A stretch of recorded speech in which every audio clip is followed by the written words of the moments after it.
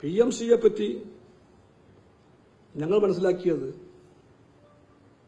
അത് NEPയുടെ ഒരു ഷോക്കേസാണെന്നാണ്.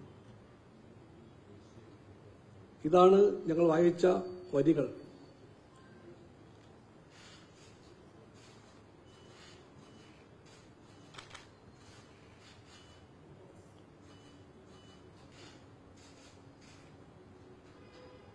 ഞാൻ ആദ്യ ഭാഗം വായിക്കുന്നില്ല. States, UTs, KVS, JNV will implement all the provisions of National Education Policy NEP 2020 in entirety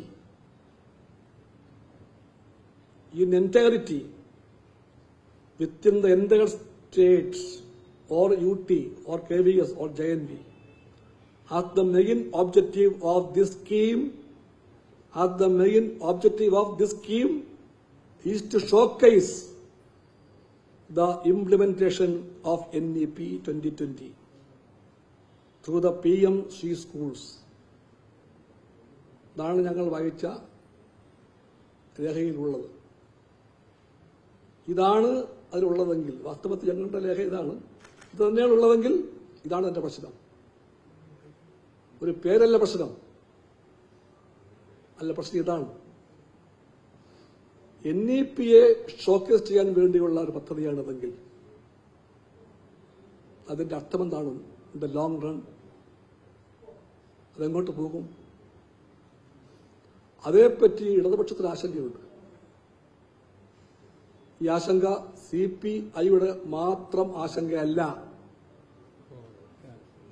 ഞാൻ മനസ്സിലാക്കിയിടത്തോളം ഞങ്ങളുടെ പാർട്ടിയുടെ ബോധ്യത്തിൽ CPMനുമുണ്ട് ഇതേ ആശങ്കകൾ.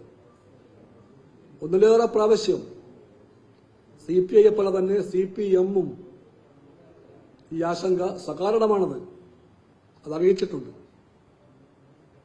അതുകൊണ്ട് CPIയും CPMും മാത്രമല്ല, എല്ലാ ഇടതുപക്ഷ പാർട്ടികളും, എല്ലാ മതേതരവാദികളും, ജനാധിപത്യ മൂല്യങ്ങളെ ഉൾക്കൊള്ളുന്നവരെല്ലാവരും ഒരുപോലെ ഈ ആശങ്ക പ്രകടിപ്പിക്കുന്നുണ്ട്. അതിന്റെ വെളിച്ചത്തിലാണ് ഇന്ത്യയിലെ മഹത്തായ ചരിത്രമുള്ള വിദ്യാർത്ഥി പ്രസ്ഥാനം, AISF മാത്രമല്ല, AISFും SFIയും എല്ലാം അടങ്ങുന്ന മഹത്തായ വിദ്യാർത്ഥി പ്രസ്ഥാനം, സമരപാരമ്പര്യങ്ങളുടെ കാര്യത്തിൽ ഒട്ടും ചെറുതല്ലാത്ത അധ്യാപക പ്രസ്ഥാനം, അവരെല്ലാം സമരപാതയിലാണ്. ആ സമരപാതയിൽ നിന്ന അധ്യാപക പ്രസ്ഥാനം, വിദ്യാർത്ഥി പ്രസ്ഥാനം, ബഹുജന പ്രസ്ഥാനം അവരെല്ലാവരും പ്രതീക്ഷയോടെ നോക്കിയതാണ് ഇടതുപക്ഷത്തെ. നാളെയും നോക്കേണ്ടത് ഈ പക്ഷത്തെയാണ്. ഈ പക്ഷം മാത്രമാണ് പ്രതീക്ഷയുടെ പക്ഷം. LDF മാത്രമാണ് ശരി. അതുകൊണ്ട് പിന്തിരിപ്പൽ നയങ്ങൾക്കെതിരായി, വർഗീയ ഭ്രാന്തിനെതിരായി, വിദ്യാഭ്യാസ രംഗത്തെ വർഗീയ വൽക്കരണത്തെ ചെറുക്കാൻ വേണ്ടി, വിദ്യാഭ്യാസ രംഗത്തെ വാണിജ്യ ക്രൈമുകളെ ചെറുക്കുവാൻ വേണ്ടിയുള്ള എല്ലാ സമരങ്ങളിലും ഇടപെട്ടു പോരുന്ന വിദ്യാഭ്യാസ പ്രേമികളാകെ ഇന്ത്യയിലെമ്പാടും ഉറ്റുനോക്കുന്ന രാഷ്ട്രീയ പക്ഷമാണ് ഇടതുപക്ഷം. ആ കർത്തവ്യത്തിന്റെ ഭാരം കമ്മ്യൂണിസ്റ്റ് പാർട്ടിക്ക് ബോധ്യമുണ്ട്. അതിൽ വിശ്വാസമാണ്, ജനങ്ങൾ അർപ്പിച്ച വിശ്വാസം. അതിനെ മാനിക്കണം ഇടതുപക്ഷം. അങ്ങനെ വരുമ്പോൾ PMC പോലെ ഒന്നിൽ ഇടപെടുമ്പോൾ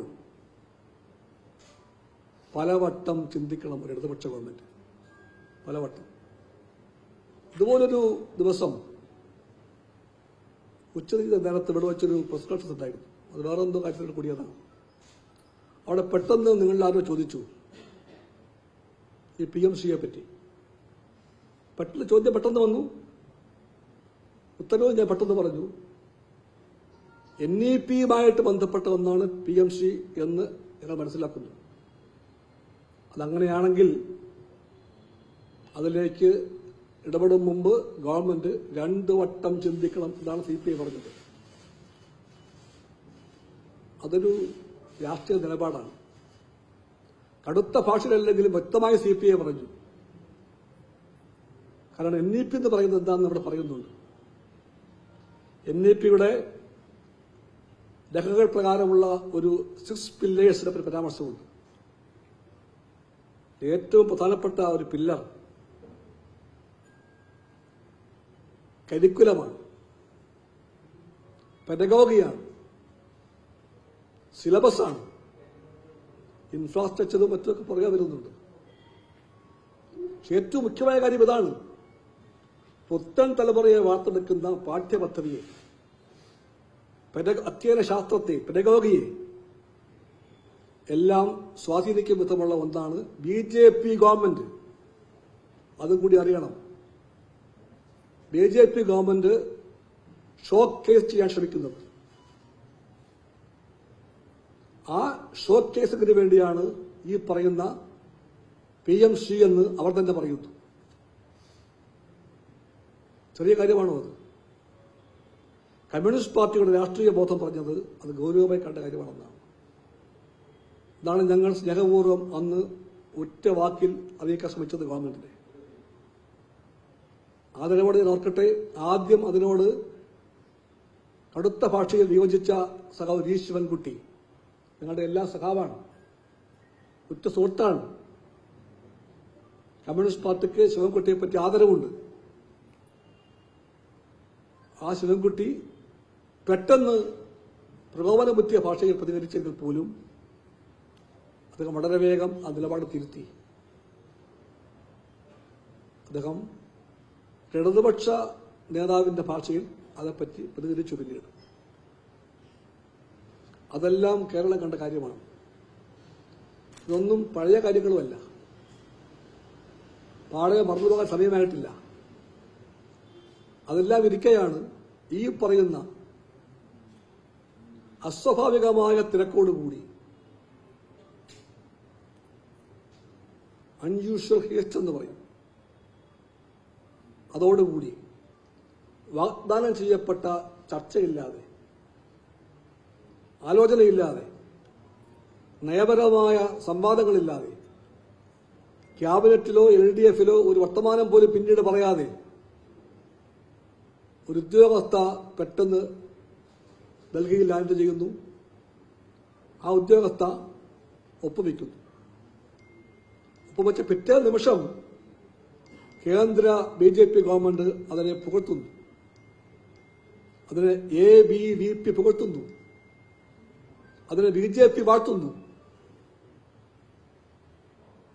ഇതെല്ലാം ഉണ്ടായി ഇവിടെ.